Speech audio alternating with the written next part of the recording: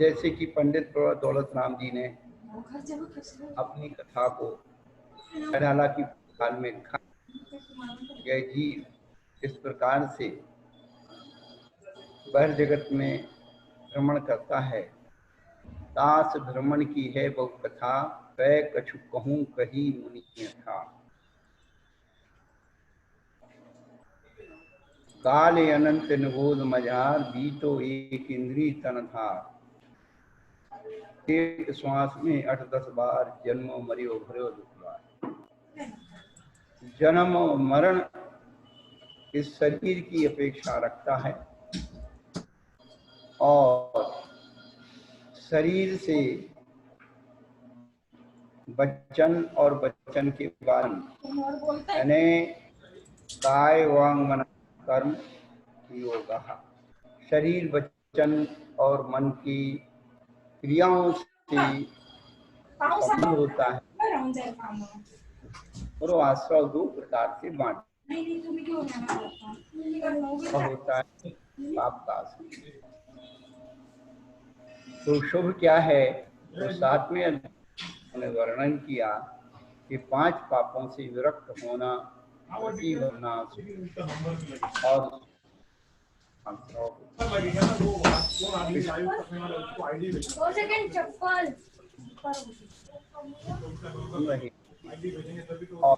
आश्रव की उन्होंने सर्वदानम और अंत भी देखिए कहाँ उन्होंने किया कि यदि आपको अपने जीवन में उपार्जन करना है तो दान की विधि के अलावा और कुछ नहीं होगा। और दान किसको दिया जाता है, वो पात्र को दिया जाता है। और पात्र बताया रत्न श्राप का में जो पंच सून वो सब पात्र उनकी सबकी 9दा भक्ति की है और 9दा भक्ति 9 प्रकार का पुण्य 9दा भक्ति से प्राप्त किया जाता है। और 9दा भक्ति के साथ विशेष 7 गुण हैं और 7 गुण के साथ ही 3 प्रकार की विशेष शुद्धि है, तब वह पूर्णतः दान कहलाता है।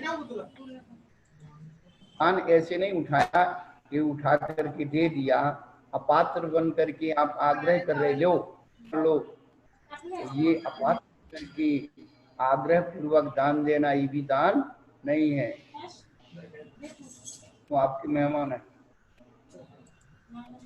चलो हो गया। जो है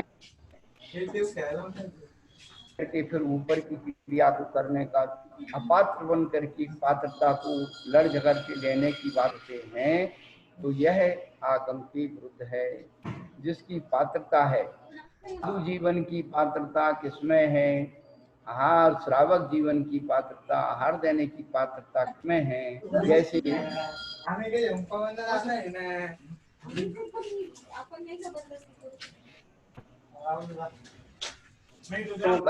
होते हैं, वह जो है दान देने वाले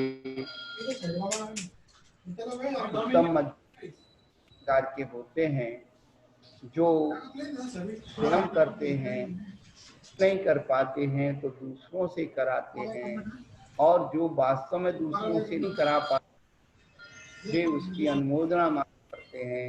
जैसे त्रियंच आदि जीव हैं, वो ना स्वयं करते हैं ना दूसरों से करा सकते हैं, लेकिन दान की अनुमोदना करके और उत्तम भोग भूमि आदि को प्राप्त हो जाता है। तो पात्र की अपेक्षा भी, दाता की अपेक्षा भी इनमें भेद हो जाता है। लेकिन हम हर जगह पात्र को अपात्र मान लेते हैं और अपात्र को पात्र मान लेते हैं, जिससे कि विसंगत उत्पन्न हो जाती है और उसका स्वरूप बिगड़ जाता है। तो यहाँ पर जो है 6वें और 7वें अध्याय में आश्रव तत्व की निरूपणा की है। आश्रव कैसे का है और आश्रव में क्या क्या निमित्त है, 9 कर्म है। आश्रव के 9 कर्म के द्वारा ही हम वस्तु विवक्षा को समझ सकते हैं, क्योंकि आश्रव अपने आप में नहीं आता, वो इसका मीडिएटर होता है। हर कर्म के 9 कर्म हैं जिनके द्वारा आश्रव होता है। आश्रव पूर्वक ही बंध होता है, बिना आश्रव के कभी बंध नहीं होता। तो आज 8वां अध्याय जो है, पूज्यपाद आचार्य ने जब 8वें अध्याय का प्रारंभ किया तो उन्होंने ये कहा, व्याख्याता आश्रव पदार्थ, तदंतर देश भाज बंध पदार्थ इदानीं व्याख्येयः। जब उन्होंने 4 अध्याय प्रारंभ के किए, 5वें अध्याय का प्रारंभ किया, वहां भी यही जिज्ञासा रखी, जीव पदार्थ व्याख्याता अजीव पदार्थो व्याख्येयम्। तत्व पद का उपयोग नहीं किया, पदार्थ का उपयोग। ये विशिष्ट बात जो है समझने योग्य है कि तत्व का हमेशा स्वरूप बताया जाता है, तत्व की व्याख्या नहीं होती है, हमेशा पदार्थ की व्याख्या होती है। जीव माने जीव, आश्रव माने आश्रव, बंध माने बंध, उसमें कोई भेद नहीं है। संसारी, मुक्त, शोभ, अशोभ, ये कोई भेद नहीं है। वो क्या है? तत्व। तत्व अभेद है। तत्व के भेद हैं पर तत्व में भेद नहीं।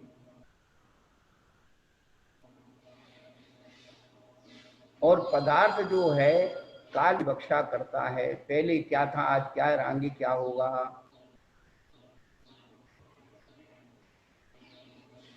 जीव द्रव्य है, जीव अस्थिकाय है, जीव पदार्थ है और जीव तत्व है।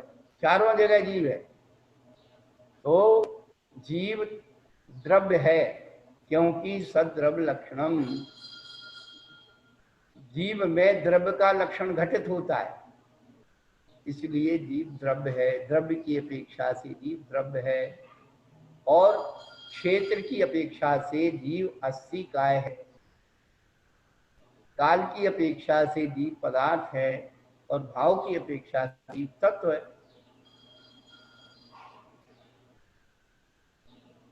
ये विशेष बातें हमें खोजना चाहिए। क्या है कि जब तक हम किसी भी चीज के स्वरूप को और स्वामी को नहीं समझेंगे तो भटकेंगे। मूल सूत्र है, अपने जीवन में एक मूल सूत्र रख लो, पहले उसका स्वरूप समझो और उसका स्वामी समझो। हम क्या करते, स्वरूप किसी का बताते, स्वामी क्यों घटित करते, इसीलिए भटक जाते। ये मार्गना है। अनियोग विवक्षा में जब हम स्वरूप बता रहे हैं, चल रहा है द्रव्यानुयोग का, और उसका स्वामी आप चरणानुयोग का बना रहे, तो द्वंद्व हो जाएगा। तो जिस अनुयोग के लिए जो स्वामित्व है, जिस अनुयोग का जो स्वरूप है, जिस अनुयोग का जो स्वामी है, उसको आपको लेना चलना पड़े, तब हम और आप सुलझ सकते हैं। और नहीं तो स्वामी कुछ और स्वरूप कुछ, तो वो मैचिंग नहीं खाएगा और आपके अंदर स्वयं द्वंद्व पैदा करेगा। तो यहाँ पर उन्होंने कहा बंध पदार्थ। अब बंध पदार्थ की व्याख्या की जा रही है। तो सबसे पहले बंध के हेतु कौन से हैं? बंध की सामग्री क्या है, वो इस सूत्र के द्वारा बता रहे हैं। ये समझना बहुत जरूरी है। उन्होंने कहा मिथ्या दर्शन वृत्ति प्रमाद कषाय योगा बंध हेतवा। मिथ्या दर्शन, अवृत्ति, प्रमाद, कषाय और योग, ये सूत्र सबसे ज्यादा महत्वपूर्ण है। और बंध हेतु, हेतु हेतु हेतवा बहुवचन है, बंध के हेतु है। हेतु और निमित्त में अंतर है। जिस क्रिया का फल स्वयं को मिलता है वो हेतु है, जिस क्रिया का फल दूसरे को मिलता है वो निमित्त है।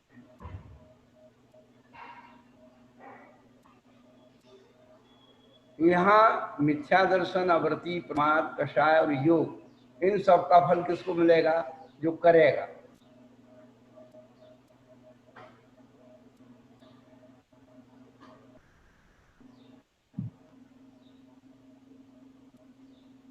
ये बहुत महत्वपूर्ण विषय हम सबके लिए है और सबसे सरल अध्याय है।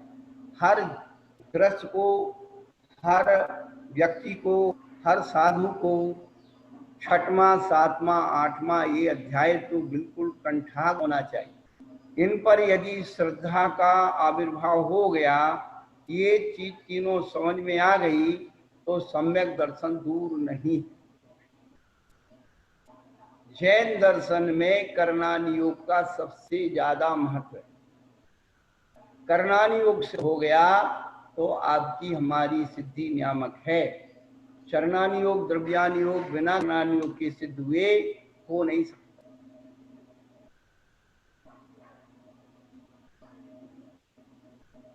तो जो है मिथ्या दर्शन आचार्यों ने दो प्रकार का बताया है, नैसर्गिक और परोपदेश, जिसे गृहीत और अगृहीत कहते हैं अपन लोग। तो जो परोपदेश के बिना ही मिथ्या दर्शन होता है, उस कर्म के उदय से जीवादि पदार्थों का अश्रद्धानुरूप भाव होता है। क्या यहाँ पर जो है विधियात्मक स्वरूप बताया जा रहा है कि वास्तव में मिथ्या दर्शन का नौकर्म क्या है। मिथ्यात्व का नौकर्म क्या है? मिथ्यात्व का नौकर्म केवली, श्रुत, संग, धर्म, देव के अवर्णवाद, ये सब मिथ्यात्व का नौकर्म। और मूढ़ता का नौकर्म है कुगुरु कुदेव कुशास्त्र। तो मिथ्यात्व और सम्यक्त्व में और मिथ्यात्व और मूढ़ता में क्या अंतर है? तो सही को गलत मानना ये मिथ्यात्व है, और गलत को सही मानना मूढ़ता है। गलत को सही मानना मिथ्या नहीं है, वो मूढ़ता है।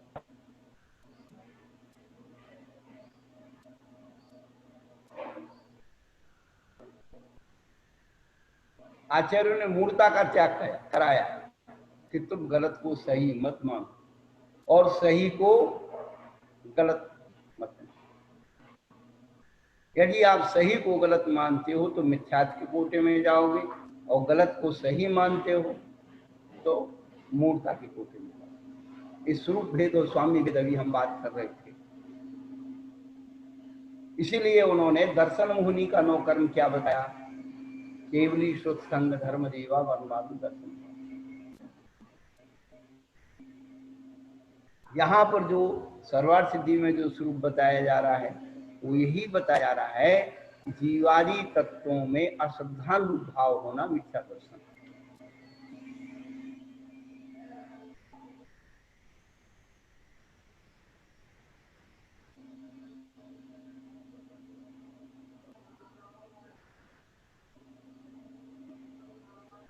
परोपदेश के निमित्त होने वाला मिथ्या दर्शन चार प्रकार का है: क्रियावादी, अक्रियावादी, अज्ञानी और वैनिक।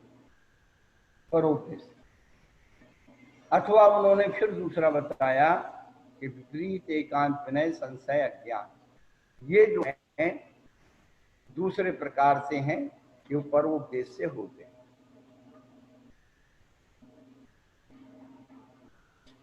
यहाँ पर जो समझने योग्य बात है, क्रियावादी, अक्रियावादी, अज्ञानी और वैनिक आदि, ये परोपदेश से होते हैं और इनके 363 भेद हो जाते हैं। 363 मत होते हैं, तो वो उस रूप में इनका प्रतिफलन होता है। और जितने भी ये मत बनते हैं, क्रियावादी, अक्रियावादी, ग्रीक मिथ्यात्व वाले, परोपदेश वाले, ये उसमें आपस में परिवर्तित होते रहते। वैसे आचार्यों ने इनके अध्यावसाय स्थान असंख्यात असंख्यात बताए। कषाय के अध्यावसाय स्थान और मिथ्या के अध्यावसाय।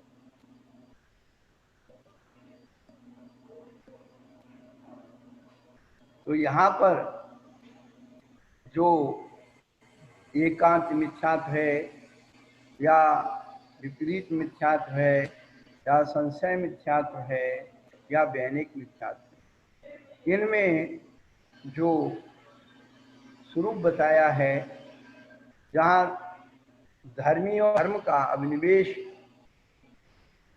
उसी प्रकार है, ऐसा एकांत मिथ्यात्व कहलाता है। धर्म और धर्मी में एकांत रूप अभिप्राय रखना, यह इसी प्रकार है, ऐसा ही है, एकांत से मान लेना। जैसे सब ये जगत है जो परम ब्रह्म रूप है, सब पदार्थ अनित्य ही हैं, सब नित्य ही हैं, ये सब एकांत मिथ्या। और विपरीत जो वास्तव स्वरूप से उल्टा है वह मिथ्या है। ये सारा मिथ्या कहाँ घटित किया? तो आचार्य कहते हैं सत्ग्रंथो निर्ग्रंथा। कपड़े वाला अपने को निर्ग्रंथ मानने लगे और केवली कवलाहारी जो स्वरूप उसमें नहीं है वह आप उसको बता रहे हैं। तो ये क्या कहलाता? अवर्णवाद। सग्रंथ को निर्ग्रंथ कहना, केवली को कहे कबलाहारी कहना, स्त्री भी मोक्ष जाती है ऐसा कहना। अब किसी मत का नाम नहीं लिया हमारे आचार्य भगवान ने, क्योंकि संसार में बहुत सारे धर्म ऐसे हैं जो स्त्री पर्याय से मोक्ष मानते हैं। और चौथा विशेषण इसमें छूट रहा है, शूद्र साधु हो जाता है, शूद्र भी साधु बन सकता है। पर पूज्यपाद आचार्य ने यहाँ नहीं लिखा। कहाँ लिखा है मालूम आपको? संघ के अवर्णवाद में, जहाँ 6वां अध्याय था केवली श्रुत संघ, तो संघ का अवर्णवाद क्या है? ये शूद्र हैं, अशुचि हैं, तो जो लक्षण उसमें घटित नहीं होना वो कहना। तो साधु कभी शूद्र साधु नहीं बनता और साधु को शूद्र बना देना। तो जब साधु शूद्र साधु नहीं बन सकता, मोक्ष कैसे जाता? तो ये चार बातों की सिद्धि, चार बातों का खंडन जो है परोपदेश आदि के उसमें बताया गया है। एकांत और विपरीत और संशय। तो संशय में डामाडोली स्थिति है, अरे ये सब सम्यक दर्शन ज्ञान आदि जो है मोक्ष मार्ग है या नहीं है, ऐसा मन है। किसी एक पक्ष स्वीकार नहीं करना। ये सब चीजें जहां मन में संशयात्मा विनश्यति, संशयवान आत्मा विनाश को प्राप्त हो जाता है। तो मिथ्या दर्शन के बारे में ये बताया। वैनिक सभी देवता और सर्व समय सब समान हैं, सभी को समान मान लेना, यह क्या फर्क पड़ता है? तो सबको समान मानने से वह जो है वैनिक मिथ्यात्व आ जाता है। और हिताहित की परीक्षा से रहित होना अज्ञानिक मिथ्या दर्शन है। जो अज्ञान मिथ्या दर्शन है बिल्कुल निम्न स्तर का, पशु बलि आदि के द्वारा देवताओं को प्रसन्न करना, मांस मदिरा आदि खा करके धर्म मानना, ये अज्ञान दर्शन है, जिसमें धर्म नाम का एक लक्षण भी घटित नहीं होता। उस हिताहित का कोई विवेक नहीं है, रूढ़ी से चला आ रहा है और मानता आ रहा है।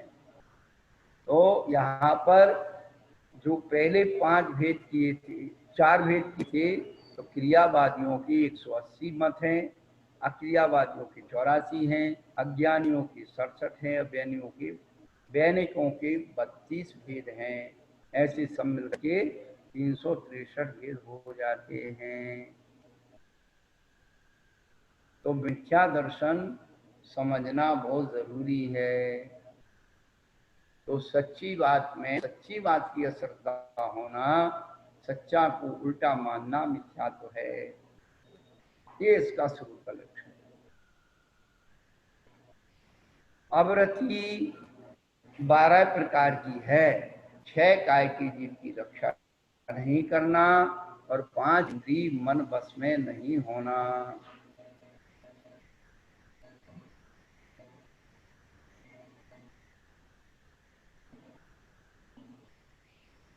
सोलह कषाय और 9 कषाय, ऐसे भेद मिल करके 25 कषाय होती हैं।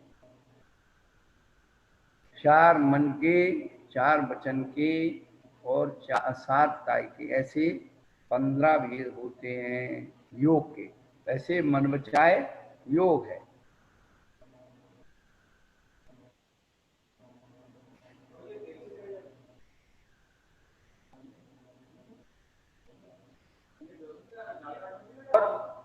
प्रमाद, तो अभी तक अपन जो पढ़ते हैं वह 15 प्रकार का प्रमाद पढ़ते हैं।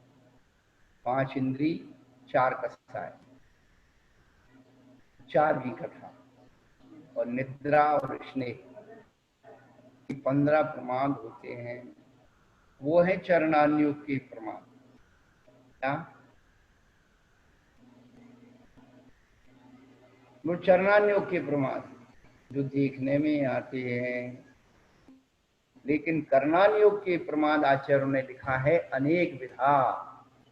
लक्षण तो बताया है, कुशलेषु अनादरा प्रमादा, अच्छे कार्य करने का उत्साह नहीं होना प्रमाद है। लेकिन यहाँ पर शुद्ध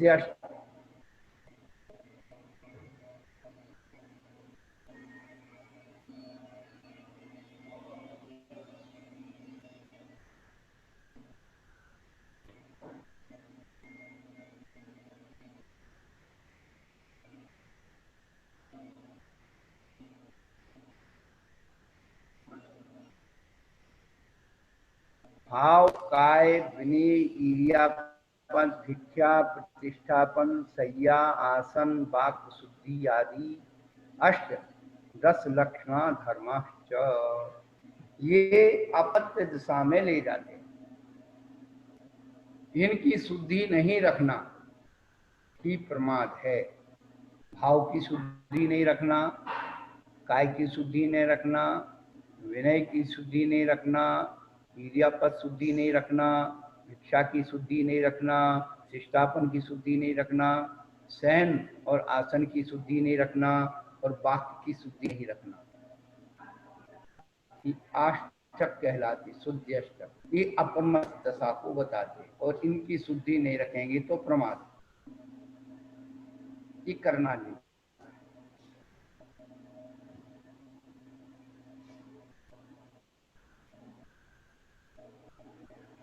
तत्वार सार की जो है उसमें ये आए हैं।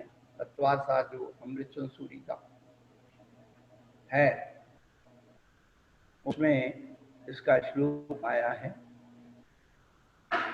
और पूज्यपाद आचार्य भी अपनी इस संस्कृत टीका में सर्वार्थी देव के 292 पेज पर इस सूत्र की टीका में लिखा है। तो ये 5 जो हैं बंध के हेतु, मिथ्या दृष्टि के 5 ही समुदाय रूप से बंध के हेतु होते हैं। शासन सम्यक दृष्टि, सम्यक मिथ्या दृष्टि और असत सम्यक दृष्टि के अवृत्ति आदि 4 ही बंध के हेतु हैं। मिथ्यात्व निकल गया। और संयता संयत के वृतावृत मिश्रा और प्रमाद कषाय योग। तो अवृत अवृत की मिश्र अवस्था, प्रमाद कषाय और ये योग, ये बंध के हेतु हैं। और प्रमद संयत के प्रमाद और कषाय ये 2 बंध के हेतु। मिथ्यात्व गई, अवृत्ति गई। और प्रमाद कषाय और योग ये 3 बंध के हेतु हैं प्रमद संयत के। और अप्रमत्त के योग और कषाय 2 बंध के हेतु बचे। अप्रमत्त आदि चतुर्नाम अप्रमत्त, अपुकरण, अनवृत्तीकरण और सूक्ष्मप्राय। जहाँ तक कसाय है वहाँ पर योग और कसाई है, और उपशांत कसाय क्षीणमोर, सहयोग के लिए अयोग के लिए। छठवां, सातवां, आठवां, सातवां, आठवां, नौवां, समाई 4 योग और कसाय वाले, और 11वां, 12वां ये और सहयोग के लिए, ये एक योग वाले हैं और अयोग के लिए बंध के हित नहीं है। इस प्रकार से बंध की व्यवस्था को बताया। तो ये सूत्र में बंध के हेतु बताए। अब बंध किसे कहते हैं उसकी डेफिनेशन बता रहे हैं। बंध तत्व क्या है, बंध का स्वरूप क्या है, वो बताते हैं। सा कसायत्वा जीवा कर्मणो योग्यान उद्गलानास्ते का बंध। कसाय सहित होने से जीव कर्म के योग पुतलों को ग्रहण करता है, वह बंध है। जिस प्रकार एक चुंबक होती है, वह चुंबक क्या करती है, लोहे के कणों को अपनी तरफ खींचती है। तो जिस प्रकार चुंबक या गर्म किया हुआ लोहे का पिंड क्या करता है, अपनी तरफ पानी को खींचता है, ऐसे ही हमारे आत्मा के परिणाम जब कसाय सहित होते हैं तो कर्म की वर्णाओं को अपनी तरफ खींच के लाते हैं और आत्मा के साथ मिल जाते हैं। कैसे मिल जाते हैं, तो आचार्य कहते संश्लेष भाव से मिलते हैं, दूध पानी की तरह। जो एकांतवादी लोग कहते हैं कि आत्मा और कर्मों का संबंध कैसे है, तो जैसे गाय के गले में रस्सी है, वो कहते रस्सी रस्सी से बंधी है, गाय स्वतंत्र है। तो ये दृष्टांताभास कहलाता है। क्या ये दृष्टांत नहीं कहलाते, दृष्टांताभास कहलाता है। आत्मा का और कर्मों का जो संबंध है वो संश्लेष संबंध है, दूध पानी की तरह।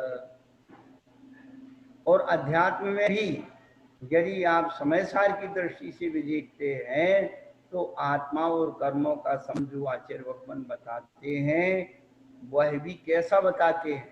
स्फटिक मणि में जपा कुसुम की जो ललाई दिखती है, जपा कुसुम पीछे रखा है तो पूरा बिल्कुल वो ललाई दिख रही है, लेकिन आचार्य क्या कह रहे हैं, वैसा तो नहीं कह रहे कि गाय के गले में रस्सी बंधी हुई है।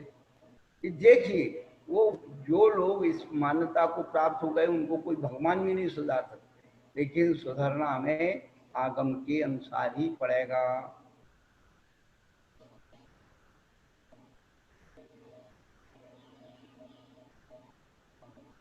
तो यहाँ पर जो बंध पदार्थ के बारे में बता रहे हैं, तो यहाँ बंध पदार्थ की बंध की परिभाषा है, बंध का स्वरूप है, बंध नाम का तत्व है। ये तत्व की बंध तत्व, बंध के स्वरूप को बताना, स्वरूप को बताना तत्व है। क्या स्वरूप को बताना तत्व है, और स्वरूप को अलग प्रकार से उसमें क्या विकृतियां आ रही है, क्या भेद प्रभेद हो रहा है, ये सब पदार्थ।